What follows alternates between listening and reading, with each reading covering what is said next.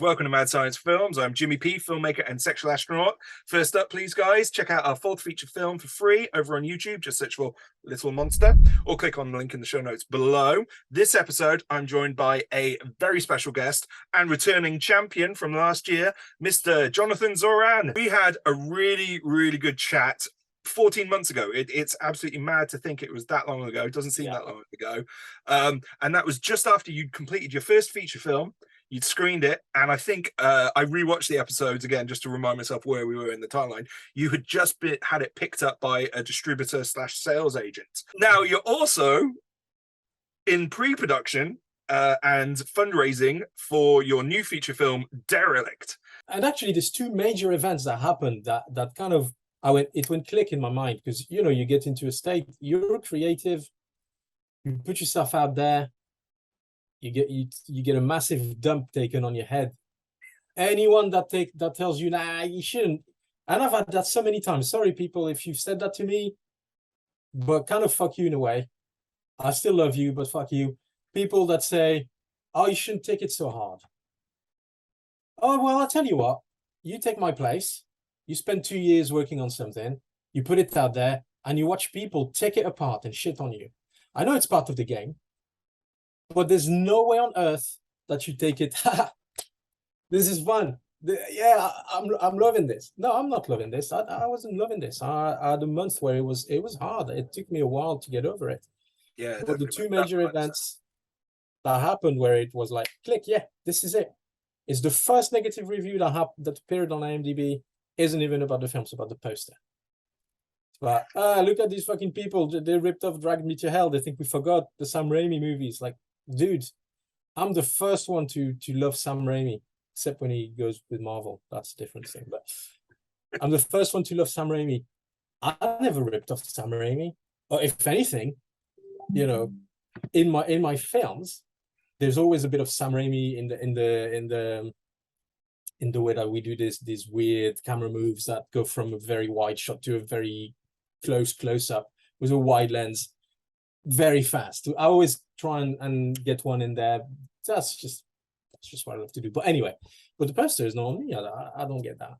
And the other thing that happened is that Red Letter Media thing. I don't know if you followed that. Yes, I saw that one. Yeah, that was a low blow. That was insane. It's like, I don't know these people. All of a sudden, my film becomes the flag bearer for shitty little unknown movies. And they weren't even talking about your film. No. They just kind of, yeah. That was, I was like, I clicked on it and I watched it expecting them to, have an opinion on Wyvern Hill or Hollow or whatever it's called. Yeah. And no, they used it as an example, and it's like, oh, okay. And also, I fundamentally disagree with them. As a lifelong horror film fan, I don't give a shit if we have profile pictures on IMDb or not. What does that tell you? It's a fucking weird thing as well to call yourself a horror fan and shit constantly on the indies. When literally, if you're actually a horror fan, I'm willing to bet that 90% of the films you love are fucking indies. Texas Chainsaw Massacre, Evil Dead, all those fucking slashes. Yeah, absolutely, man. These fundamentals of the genre all were indies. Night of the Living Dead, absolutely. But nothing changed. Yeah. The only thing that changed is that now Fandom is actually complicit in trashing the indie movies, whereas before there was that kind of culture war between the subculture of horror and the intelligentsia that was like, this is not cinema, blah blah blah. Whereas now the horror fans are complicit in that. It's kind of I agree, but I think they are. What's the phrase I want to use? They're not given any other options. It's such a monopoly. In terms of, and again, if they're going to discover your film, they're going to discover, if you're traditionally distributing, they're going to discover it via the distributors and whatever platform they've put it on. And that's why I keep on bringing it back to the when I say the fans, I don't mean the fans as individuals. I mean fan culture. Right? Sure. Yeah. fan culture that always promotes the same things. And the problem is that we have all the tools to promote different things. This is the thing. This is what's very strange. We live in an era where actually the playing fields should be evening out, because Yeah. we have tools where we can literally self-promote and help people promote their stuff, and we don't. Like, you get the odd exception. Recently, Terrifier 2, that's gone. Yeah. Yeah. But outside of that, I mean, all you hear about is Halloween Ends, and and I get it. They're big films and they've got big budgets for promotion and all that stuff. But I think we all have also kind of responsibilities towards that. And if you're the kind of fan that's happy with studio movies, then good on you. Great, no problem. I don't have a problem with you. But if you're the kind of fan that's like, oh, I wish the indies would do more, and you're an indie and you're doing, and nobody is ever sharing anything or interested in seeing what you're doing, then that's a different problem. Yeah. Yeah, I agree. But I think that fan culture that you're on about is born out of laziness. It's the dread central, bloody disgusting. Yeah. And I mean, again, I'm sure my age is slightly back before social media was the monopoly. All the sites used to just run the same press release, copy paste. And we find that. And they were doing it for clicks, so they're advertising, and again, they'd get the pennies. And I think it's exactly the same with these massive YouTube channels as well, man. They are doing totally. But it's interesting. It's interesting because you're right. It's in a sense that fan culture, before everything was available to us in one click, you had to seek out. You had to try and find that VHS that never got released. You had to try and find every image before they got released, and it was hard. So it was work. Yeah. And with the work that you have to put into something comes respect, because you work hard for it. So when you finally find it, you're like, oh wow, okay, yeah, I found it. Wow, this is great. And even if you don't love it, or there was work that was put into it, and therefore there was that relationship that you had with the people that made the film, and you could develop a love around it. But today it's like, oh, click, shite, great, shite, great. Oh yeah, and it's absolutely, it's all or nothing. There's no nuance in a fan's reaction to a film. The number of times I've kind of said about a film, I'm like, I liked it, and people have taken it as like, oh, therefore I loved it. I'm like, no, I had issues with it. Yeah. Or people, I just say, yeah, it was okay, and people saying, oh, it was the best film ever. What the fuck, you got terrible taste. I'm like, oh, well, there's numbers between 1 and 10. Yeah. And very rarely do I ever give a film a 10 or a 1. Well, I mean, we're seeing. I mean, hey, I think if you remember, I only gave Wyvern Hill a 9.5 out of 10 because there weren't enough hills. So. Yeah. Oh well. Yeah. I should have put more hills. There's going to be a lot of derelict though. There's going to be a lot of derelict buildings, so you won't be able to use that one. No, yeah, and then obviously the other thing is that, and this is an important thing to know. And by the way, I'm a very angry person, so I might say fly off the handle. So there's no problem. I'm aware of my own anger. Apologies if I offend anyone on the way. Let's say you're emotional, because I think it's the whole gamut. It's not meant for you. It's not meant for the individual. It's always meant for the way that things work rather than people. I like people. I don't like the way that people fit in systems, but I like people. So long term, then, once we've wrapped up on Derelict, done and dusted, production, post-production, what is your long-term plan with the film? Are you hoping festivals and then approaching distributors directly? So if we're honest on this, the plan is to target one huge festival. The likeliness of getting in is 0 point something, but I think what we find, and I love, I just promoted Dead and Sudbury.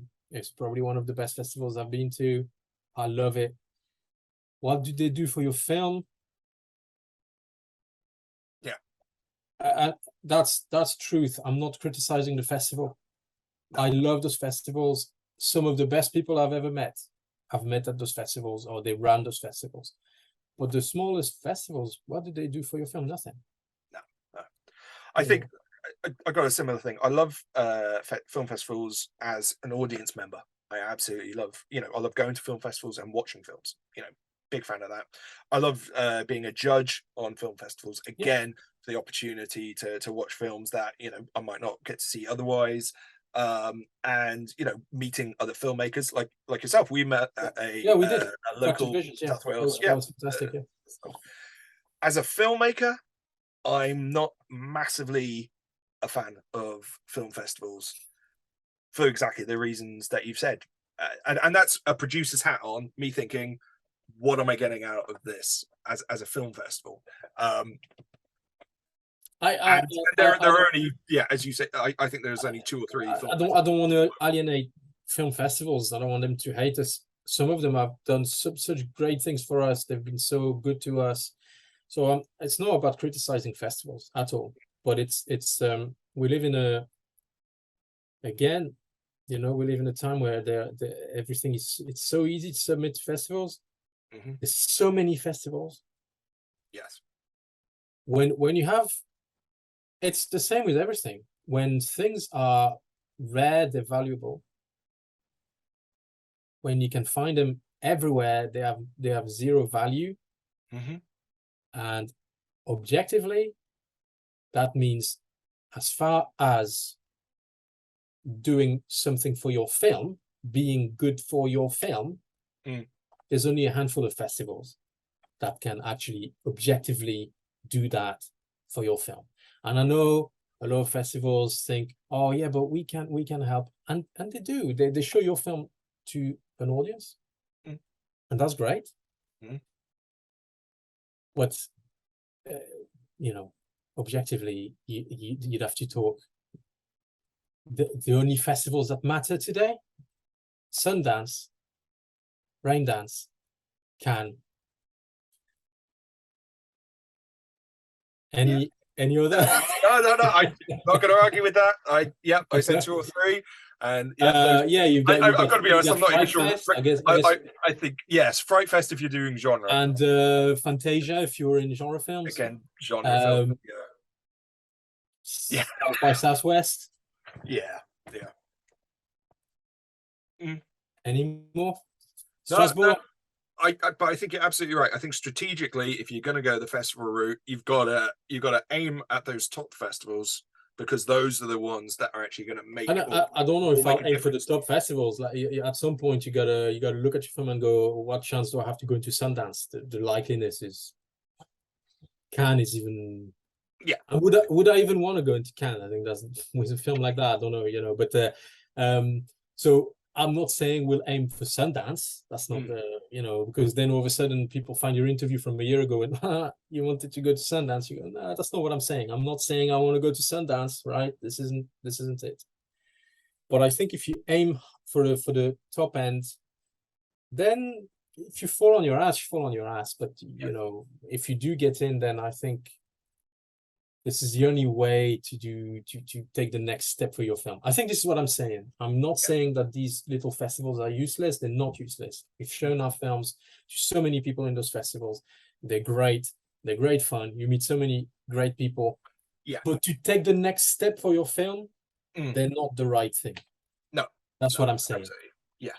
No, I absolutely agree with that. I think, from a mercenary point of view, is it worth it for your film? But in terms of hanging out with other film fans or horror fans, I'm a regular goer. Also, the film is not horror, so it's never going to do any of these horror festivals. So then we have to figure out where it goes, I guess. That's the difficulty. Yes, absolutely. Crime film festivals, they must exist. Possibly, possibly. Indie film festivals. I think there's some interesting ones. But I mean, we're gonna try and target a few major film festivals, and then if it doesn't work, it doesn't work. That's fine. I can fall back on. No, go on. Go on. Sorry, I got distracted for a second. No, I was going to say. So, were you looking at, say, like a festival or a run of festivals, and then looking at approaching a distributor by saying, "Look, it played well at this festival." Yes. As an additional, well, that's the mistake we made with Devil Works, is we signed too early as well. So actually, the other thing I didn't mention is we got cheated out of a lot of festivals. because we had tons of festivals going, yeah, we'd love to show Ivanhoe, and then you'd approach Devilworks and they'd go, nah, we're saving it for a big premiere. That never came. Yeah. The big premiere that never came, you know. Yeah.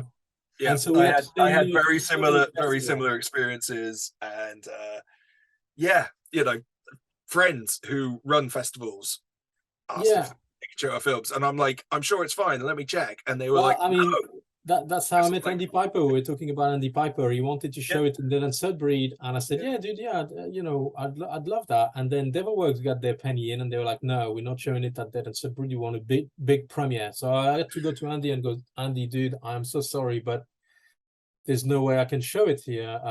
They won't let me, and they will sue your ass." We literally have had a situation with the festivals in America where the guy selected Ivanhoe with a message that was so lovely. It was like, "I think that's the best indie movie I've ever seen, blah, blah, blah." And you go, okay, well, yeah, of course, show it. And then Devilworks was like, "No, we're saving it for a big premiere."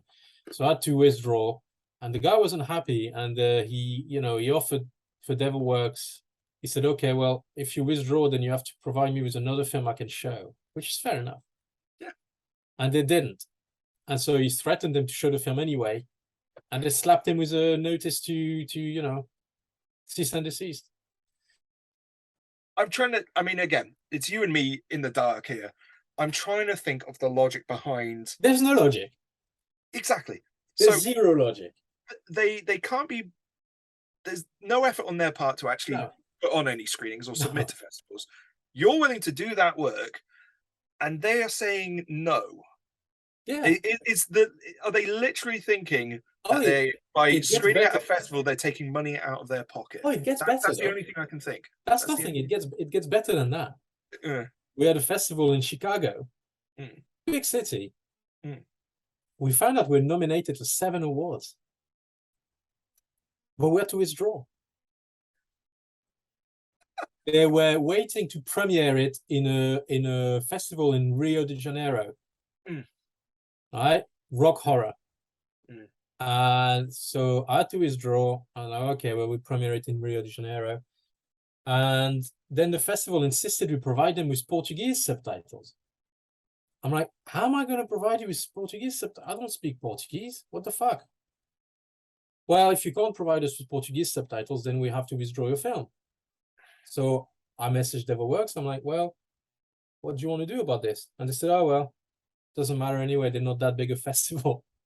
So you're withdrawn from all these fucking festivals for a premiere in fucking Rio de Janeiro. And then it all gets put in the bin because of subtitles. But it gets even better than that. Because when we finally got our UK premiere, it was in York. Right. Okay. Dead Northern Film Festival. Okay. Dead Northern Film Festival. Finally, Devilworks deem a festival worthy of their time. And the guys contact me. They go, "Oh yeah, great." They said yes. So I say, "Okay, well, I'll be there. I'll come and do Q&A and all that." And they said, "Well, how do we proceed?" I said, "Well, they have all the files, so see with them, and they'll send you the." And then I turned up at the festival, and I thought they were very kind. They paid for a hotel room for me. I thought, you know what, that's fantastic. And I turned up at the festival, and I was like, wow, these guys are great. But there was a kind of coldness. I don't know where it came from. And we got chatting, and we got to the bottom of it. They charged these people 380 quid for the DCP. And then they made them pay for a hotel room for me. I'm so apologetic. I'm like, guys, I'm so sorry. I could have paid my own hotel and I would have given you the DCP for free. I don't know what the fuck's happened. So all the Blu-rays, we didn't sell many. I think we sold 3 or 4, but I gave them the money essentially to try and make up for it. But it was embarrassing. It was so awkward. But it allowed Andy Piper to get Ivanhoe because it'd been premiered. So you should be smart, and he got it for Dead and Sudbury, and that's how we met. So once you had, so once you had the premiere, they relaxed up about. It was too late though. It was too late. Our festival run died on its ass. Yeah. Not to mention, and we won't go into that too much because I don't want to make enemies, but not to mention that the festival circuit is such bullshit. It is such crap. I mean, you can see those programmers, I don't think they know you've got a Vimeo that tells you who watched your film. Oh, wow. Yeah. Yeah. If you know where I'm going with this. Really? I'm not gonna name names, but I know for a fact that we got rejected by festivals that never even bothered to even click on the link. No, that's not cool. That's not cool. No. Again, I think legally, if you're submitting, and especially submitting with a fee, they don't give a fuck. They don't. Why would they give a fuck? Look, I mean, ultimately, the thing with festivals today, especially we talked about it on the fact that there's so many now. Yeah. They're like, oh well, we're a big deal. We can select whatever fuck we want. They don't. I mean, do you know how many submissions they get? Like, it's in the thousands. Like, again, I'm friends with festival organizers, and proud to say the ones I'm friends with, they do watch everything. They might hate it. They might wonder why they do. I know some do. I'm not saying it's all festivals. No, I know. That's why I'm not naming names. No. But yeah, for example, I know, we know the same people with Fractured Visions. They've been so good to us, and Michael Coben, when he was involved in the first year, he was militant about it. I think there was an interview I did with him. And he was militant. We watched they watched everything. It's important. I think most filmmakers, they don't care if a better film is selected, but what they care about is that they've been given a fair shake. Absolutely. And that they if you're paying, you paid your money. Yeah. And here's the thing, right? You get all these. I know that it's important for festivals to do big premieres because it puts bums on seats. I get it. But when you've paid good money, that those big movies, it's nothing to them. 20 quid, 25 quid, and for you, it's like, well, I'm gonna have to eat beans this month, right? And your film doesn't get watched, and then you have to look through the selections, and it's all fucking. Well, it's disheartening, That's the thing, and you just want to feel like you've been given a fair shake. So it's not about, my film doesn't get selected, I'm sour about it. No, there's many times we haven't been selected. We had a nice word from the people at the festival, said, well, look, your film was good, but it was too long, or your film was great, but we had better films, we struggled. Fine. Yeah. Absolutely fine. But you want to feel like you mattered. Yeah, absolutely. Which is why, and that goes into the crowdfunding, which in a way, the way that festival work these days, it's hidden crowdfunding, it's secret crowdfunding, because it's relying on the 2,000 filmmakers who aren't going to get selected and pay the 20 quid to be able to put on the festival and show bigger films. So it's a secret crowdfunding. It's an involuntary crowdfunding. It's like, I like that. Yeah. And that's fine. But when we did a crowdfunding, we wanted people to know that we are considering every pound that they're giving us, and that we are making it matter, and that they're going to get something for it. And that's all you want to feel when you submit to a festival. You want to feel like you've been given a fair go, a fair shake, and that people have looked at your film and they genuinely either liked it but couldn't put it through, or disliked it. And that's fine. I've even kept some good relationships with people that rejected us, but it's all about fairness. I don't think you can run shit like that without being fair. Absolutely. Jonathan, thank you so much again, man. I feel like, again, I think that we've done a 2-hour wow from the wastelands of your Wyvern Hill release experience now to the glimmer of hope that is Derelict. Will you join us again, Jonathan? We can pick up, and hopefully we'll still have some hair between us. And I'll be pissed off as ever. I mean, even if it's a massive success, I'll probably find things to be pissed off. That's what drives me. So do you know what though? This is what I hate about normal podcasts is, they always interview the success stories. I'm like, what the hell?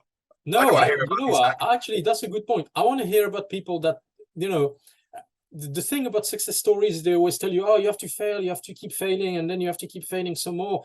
We never hear about the people that never got successful. They just keep failing, and they fail, and they fail, and then they fail again, and they keep failing. And actually, those people are more interesting. Yeah, absolutely. So, and I think the only time we do hear about them is long after their death. yes. So, you know, let's do that before we die.